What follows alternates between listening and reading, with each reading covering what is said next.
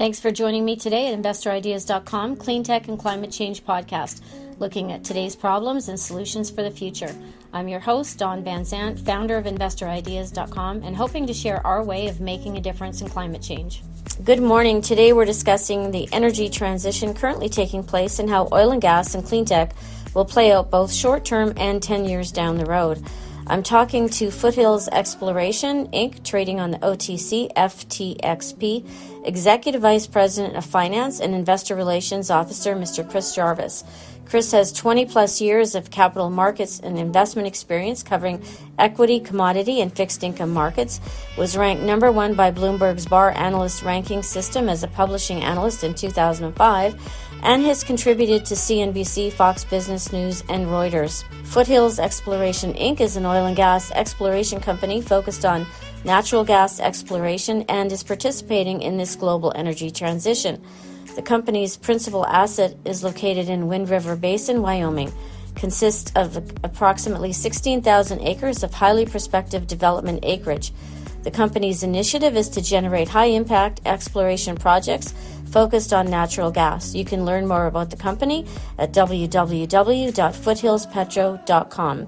Chris, thanks for joining us today and sharing your expertise in the energy sector, especially at such a critical time and so many transitions taking place. So to begin with, can you talk about your experience and also how that led to you being a contributor at some of the leading news outlets like CNBC and Fox Business News and Reuters? Yeah, certainly. My Wall Street days started end of the 1990s. I joined a regional firm out of Advest, Hartford, Connecticut, where I was a sell-side analyst covering software stocks such as Microsoft, Adobe, Symantec, and I just worked my way through the channels there. Probably in and around 2004, 2005, I had the opportunity to pivot from the tech space into the energy space. We had a derivatives trading desk at Advest, so it was a good complementary fit. So I was a sell-side analyst covering oil field service stocks from 2005 to 2006. And, during that time, I would be asked questions from, Bloomberg or Wall Street Journal, Reuters, and so forth. And then Merrill Lynch acquired us, Advest, in 2006. Within about a year, I left Merrill Lynch and started my own company in 2006 called Caprock Risk Management. And it's probably August of 2006. And about a month later, CNBC called me up and asked if I wanted to do the natural gas report from the data being released at 10:30 with Liz Clayman. And from that point, I was a regular on CNBC, and then I had, Fox Business, Reuters. I've done BBC, amongst others.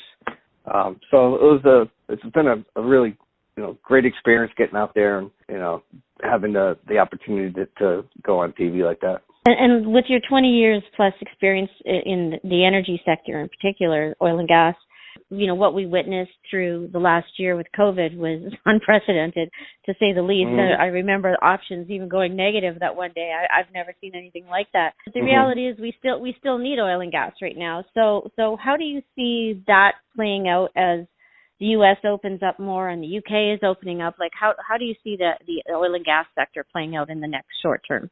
That's a great question. And if you look at it, it's already being played out, and here's why. I mean, when you took a look at, pre-pandemic levels of the global using over 100 million barrels of oil a day. I mean, that was new records. Demand was going through the roof. And within a few months, there's this huge demand destruction. And with that, oil glut, pretty much reached record highs for global storage for oil. Bloomberg just came out this past weekend and, stated, hey, we're already at, pre-pandemic levels of storage. So we've kind of ripped through that storage, the excess storage of oil. Natural gas is pretty much where it normally is at this time of year. But the big story is demand in oil. And I think the story moving forward is you're going to see a demand recovery on top of what we saw as kind of a supply destruction. I mean, when we had oil prices tanking, as you mentioned, at one point went negative, a lot of the drilling activities in the U.S. and the shale plays became unattainable. I mean, basically you need $55 to $60 oil just to break even on some of this deep shale play. So you're going to see a lot of supply destruction and U.S. production, significantly dropped. So I think you're going to see demand go up, and I'm going to see supply issues going forward. And I think oil prices are going to be heading higher over the near term. And then looking 10 years down the road from now, with all the objectives for low carbon emissions, but like I say, we still need a blend of oil and gas and clean tech over the next 10 years. It's unrealistic to say that isn't a demand still. So how do you see the next 10 years playing out, blending those two objectives and those two demands and those two needs at the same time? Yeah, I mean, I agree with that comment 100%. We'll be looking to continue to build our natural gas assets. That means developing our Wind River assets. It also means that we'll be looking to do bolt-on acquisitions for natural gas assets. Again, I mean, like you said, natural gas will play a large role over the next 50 years for this global push for renewables, certainly. At the same time, we'll be looking through our new ventures entity to enter new markets for us, such as carbon capture, blue-green hydrogen production, oil field tech, deep geothermal exploration. And I'm sure there's going to be other emerging technologies that we can look into and participate with. So, it's a prudent move. I agree. The traditional oil and gas assets are going to have a major role, and especially natural gas. I think it's a bridge fuel, and some of these other emerging technologies that we can tap into, this green movement for energy. I think it's a dual strategy that was going to work out well for the company. And can you talk about your current role at Foothills Exploration, OTC, FTXP, and what led you there, how you became involved in that company? Yeah, that's a great question. So, like I said, I started Caprock Risk Management in 2006, and then you develop different relationships and other independent contractors in the energy space. So probably in and around 2010, 2011, I started working with the current management team of Foothills. I started working with them on individual products and different roll-up strategies. And by the time 2016 rolled around, we all kind of put our heads together and said, hey, why not just, form a team and, get going on working together within a company structure. And so in May of 2016, Foothills became, what it is today. I was on the board of directors for about a year. And then in March of 2017, I joined the company full-time with Kevin Silla.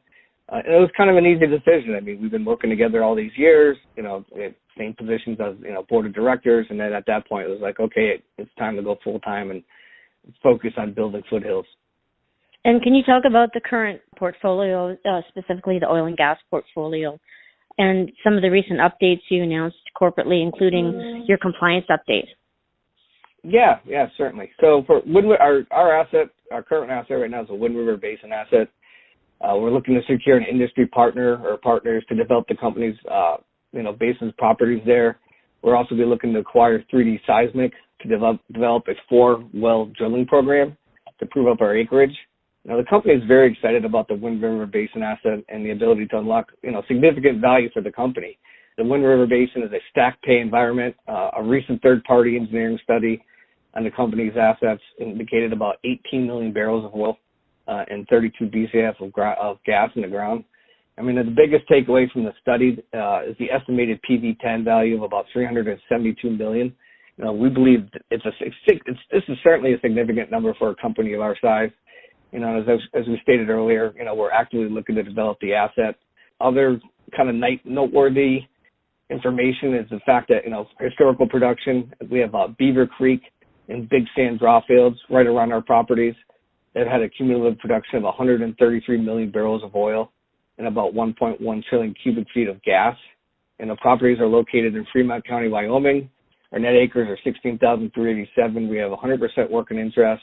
It's both an oil and gas play and has multiple pay zones. So, I mean, really, in short, we believe as a company that the Wind River assets provides significant, shareholder creation for FTXP.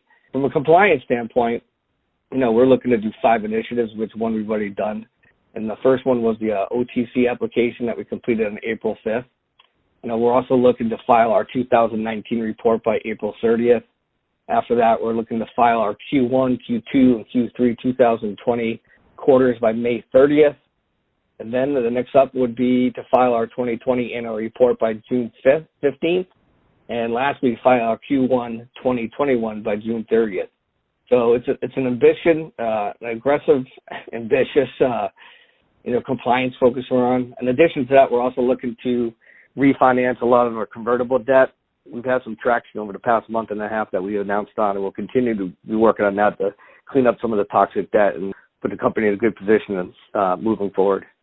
And I think really reflective of what's happening in the energy sector right now, you recently announced that you've created a new subsidiary, New Energy Ventures, LLC, to participate in the transformation of the energy sector more in the cleantech space. So can you talk about that new subsidiary and how you see it playing a role in the future of energy and within your company?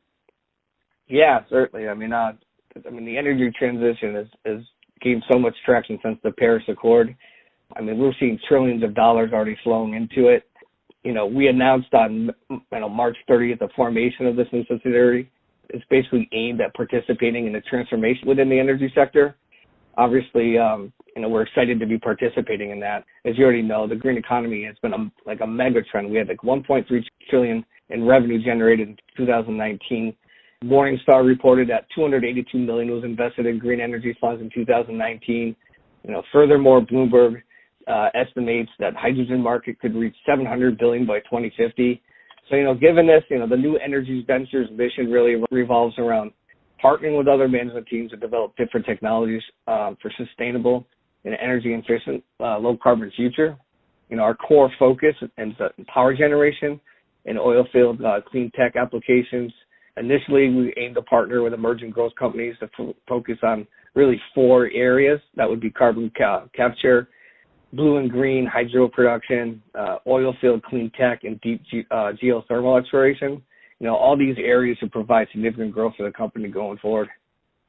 Great. Thank you so much for joining us, and thank you for being an expert at Investor Ideas. It's great to have someone of your caliber on board with us. That's great. Thanks for having me. I really appreciate it. That's it for today. Do something great for this beautiful planet each and every day. To hear more Cleantech podcasts, visit the Cleantech and Climate Change page on Investor Ideas. You can find it on our top template. Also, Investor Ideas has a lineup of other podcasts and themes, including the AII, the Crypto Corner, our cannabis podcast called Cannabis News and Stocks on the Move, rated one of the top investor podcasts in the sector, Play by Play, a podcast looking at sports and esports news, and Exploring Mining. To listen to any of our podcasts, visit our podcast page on Investor Ideas at investorideas.com/audio. And a reminder, you can hear our podcasts on Spotify, iTunes, TuneIn, Stitcher, Spreaker.com, iHeartRadio, Google Play Music, and most audio platforms available to you. If you like any of our podcasts, we would appreciate you recommending them or reviewing them on your audio platform. And to help you follow and track clean tech and renewable energy stocks, Investor Ideas has created a directory of publicly traded stocks in the sector. You can find that by going to our homepage, looking on the sidebar and looking at renewable energy and environmental themes, and you'll find our stock directories there. Investor Ideas does remind all of investors to read our disclaimers and disclosures on our site. You can find them at investorideas.com/about-disclaimer.asp. It is important to read these. And this podcast is not an endorsement to buy products or services or securities. Investors are reminded that all investment involves risk and a possible loss of investment. Thank you again and have a great day.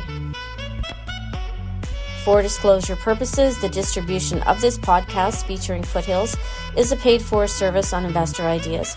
You can learn more about our content services at www.investorideas.com/investors/services.asp. Thanks a lot and have a great day.